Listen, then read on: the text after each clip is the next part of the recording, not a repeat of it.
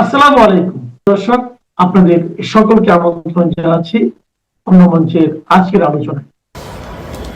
আজকে যে বিষয়টি নিয়ে কথা বলবো সেটা হচ্ছে শিলিগুড়ি করিডোর বা চিকেন স্নেক বলে যার পরিচিতি। এই পরিচিতিটা অবশ্য খুব বেশি দিন আগের নয়।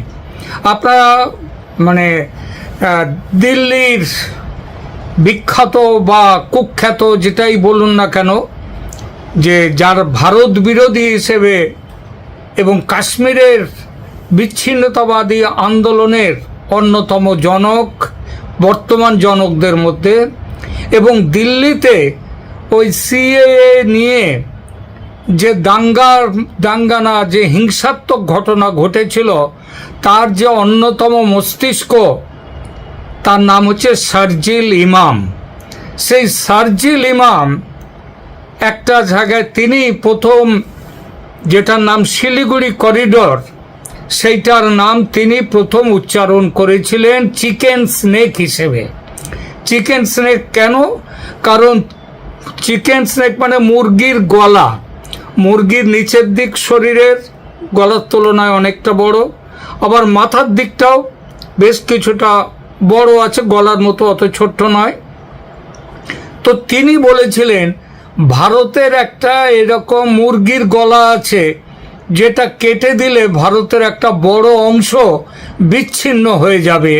এই জায়গাটার শিলিগুড়ি করিডোরের নামটা তিনি দিয়েছিলেন চিকেন স্নেক, এবং সেইখান থেকে এই নামটা এত জনপ্রিয় হয়ে গেছে, যদি ভারতের নয়, ভারতের বিশেষ বন্ধু বাংলাদেশের যদি অল্প ছোট্ট ছেলে মেয়েদেরও যদি জিজ্ঞেস করা হয় ভারতের কোন জায়গাটার নাম তোমার কাছে সব থেকে চেনা, সব থেকে বেশি চেনা, তাহলে বলবে যে চিকেন স্নেক।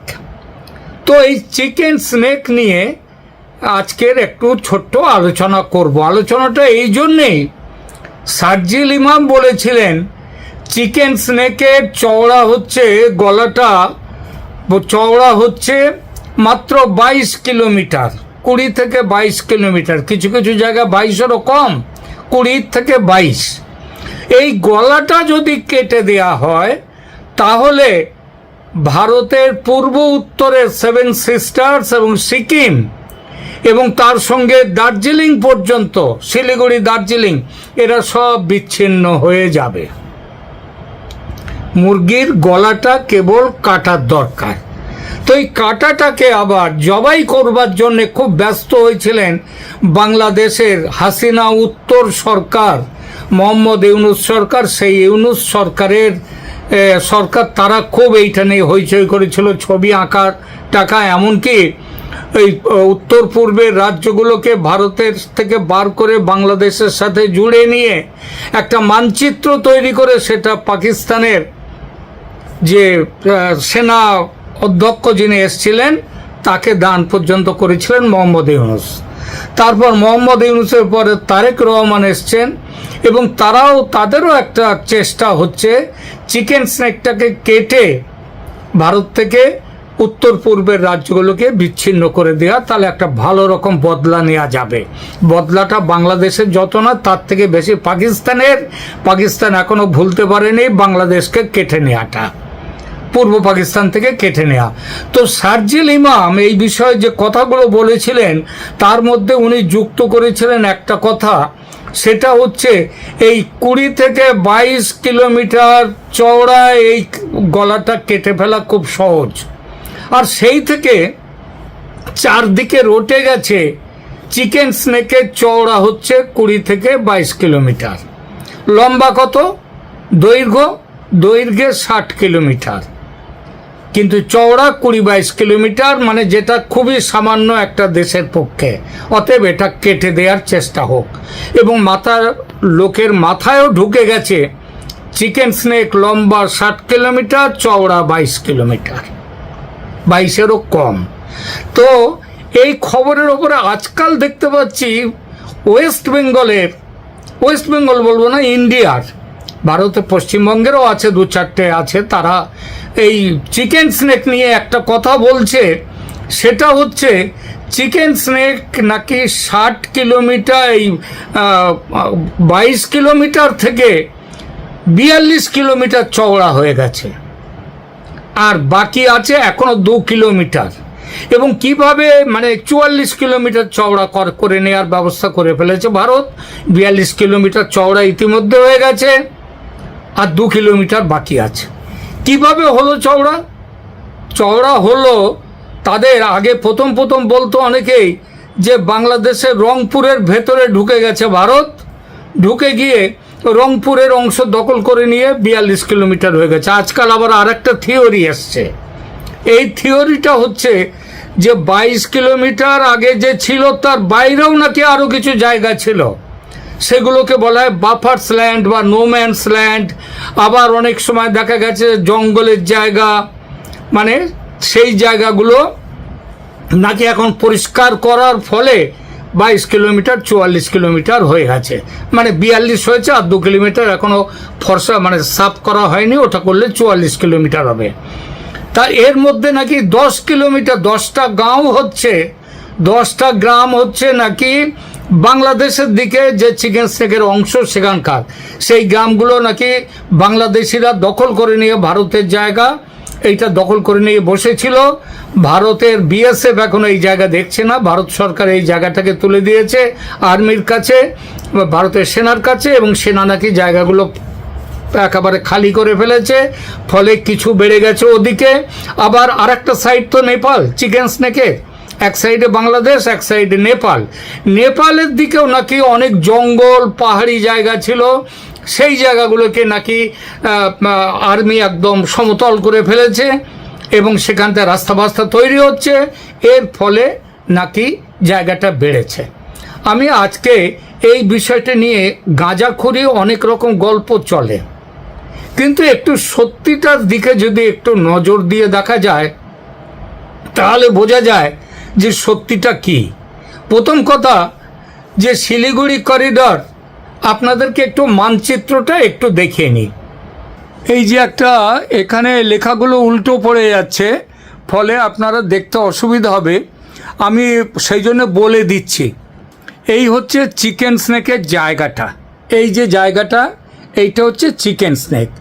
এই চিকেন স্নেকের একদম ওপরের যে জায়গাটা আছে সেই জায়গাটার নাম হচ্ছে, এই যে দেখছেন একদম ওপরের যে জায়গাটা, এটা হচ্ছে সেবক। তার নিচে আসছে জলপাইগুড়ি, তার নিচে শিলিগুড়ি, তার নিচে বাগডোগরা, তারও নিচে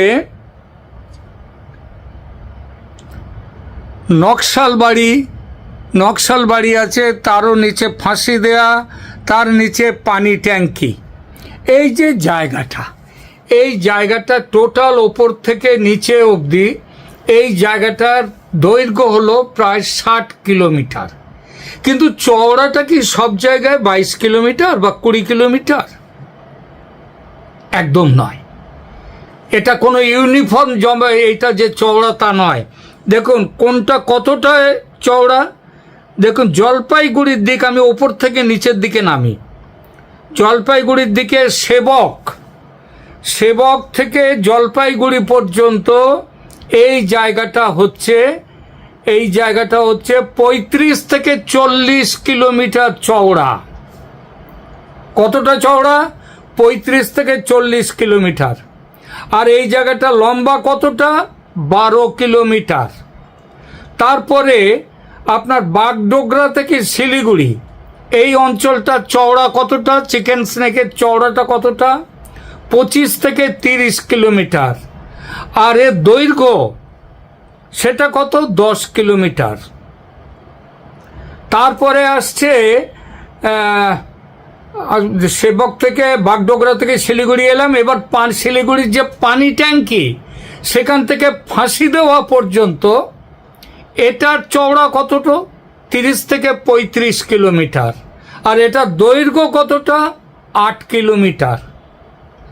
তারপরে আসছে পরেরটা ফাঁসি দেওয়া থেকে নকশালবাড়ি, এইটা হচ্ছে সব থেকে সরু জায়গা, চওড়া সব থেকে কম, সেটা কত? 20 থেকে 22 কিলোমিটারের চওড়া। আর এর যেটা হচ্ছে নকশালবাড়ি কুড়ি থেকে এটার কতটা, এটার দৈর্ঘ্য কতটা? দৈর্ঘ্য হচ্ছে ফাঁসি দেওয়া থেকে নকশালবাড়ি, এটার দৈর্ঘ্য হচ্ছে 3 কিলোমিটার। আমি একটু ভুল করে ফেলেছি, আবার আমি বলে যাই যে আপনার সেবক, একটা ওপর থেকে নিচে নামুন, সেবক থেকে জলপাইগুড়ি 35 থেকে 40 কিলোমিটার এখানকার চওড়া চিকেন স্নেক। আর এটা লম্বা কতটা? 10 কিলোমিটার। বাগডোগরা থেকে শিলিগুড়ি এটা চওড়া কতটা? 25 থেকে 30 কিলোমিটার। আর দৈর্ঘ্য কতটা? 10 কিলোমিটার। তারপরে পানি ট্যাঙ্কি থেকে ফাঁসি দেয়া এটার চওড়া কতটা? 30 থেকে 35 কিলোমিটার চিকেন স্নেক এখানে চওড়া। আর এর দৈর্ঘ্য কতটা? আবার 10 কিলোমিটার। এরপরে আসছে সব থেকে সরু যে জায়গাটা, সেটা কোনটা?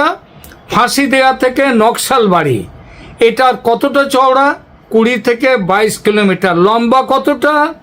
লম্বা হচ্ছে 8 কিলোমিটার। সব থেকে কম এলাকা 60 কিলোমিটার মোট জায়গা, তার মাত্র 8 কিলোমিটার হচ্ছে এই 20 থেকে 22 কিলোমিটার চওড়া। আর তারপরে আসছে, তার নিচে নামছে নকশালবাড়ির থেকে, নকশালবাড়ির ওই অঞ্চলটা, ওখানটায় কতটা? 20 থেকে 30 থেকে 35 কিলোমিটার চওড়া। আর এটার দৈর্ঘ্য কতটা? দৈর্ঘ্য হচ্ছে এটার 10 কিলোমিটার। আর একদম নিচে বিহারের যে কিষানগঞ্জের দিক, সেখানটায় চওড়া কতটা? 38 থেকে 42 কিলোমিটার চওড়া। তাহলে এইবার আপনি বলুন, 60 কিলোমিটারের মধ্যে যে মোট দৈর্ঘ্য, তার মধ্যে বেশিরভাগ জায়গা মানে 35 থেকে 30 থেকে যদি 42 কিলোমিটার অবধি যদি আমি ধরি, তাহলে মাত্র 8 কিলোমিটার ছাড়া, মানে 52 কিলোমিটার দৈর্ঘ্য চিকেন স্নেকের, সেটা 30 থেকে 42 কিলোমিটার চওড়া। আর গল্পটা কি চলে বাজারে? 22 কিলোমিটার চওড়া, যেন এখানে মেপে জোকে 22 কিলোমিটার করে দেখানো হয়েছে।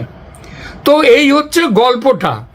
এইবার কি করেছে? হ্যাঁ, কিছুটা এলাকা সেখানে বাংলাদেশিরা তারা এসে দখল করে তারা বসেছিল, তাদেরকে সেখানে আর্মি মেরে তাড়িয়ে দিয়েছে, তারা জায়গাটা ফাঁকা। আবার নেপালের দিকের যে অংশটা বেশ কিছুটা জঙ্গল ছিল, সেই জঙ্গলটা সাফা হয়ে গেছে। এর ফলে আগে যেটা খালি জায়গা যেমন ছিল, যেটা রাস্তা, সেইটা আরও প্রশস্ত হয়ে গেছে। তার জন্যে বাজারে এত গল্প আসছে।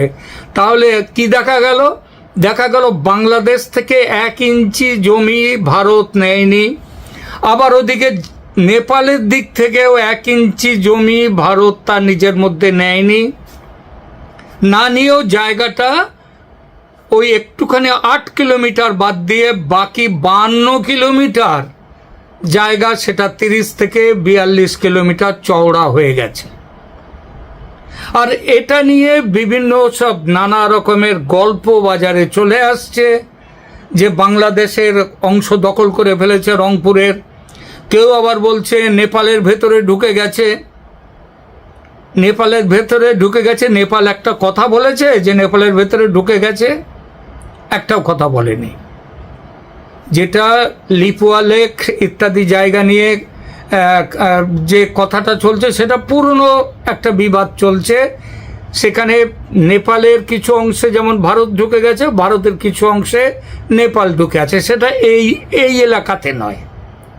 তাহলে আমরা কি দেখলাম? আমরা দেখলাম যে জিনিসটা সেটা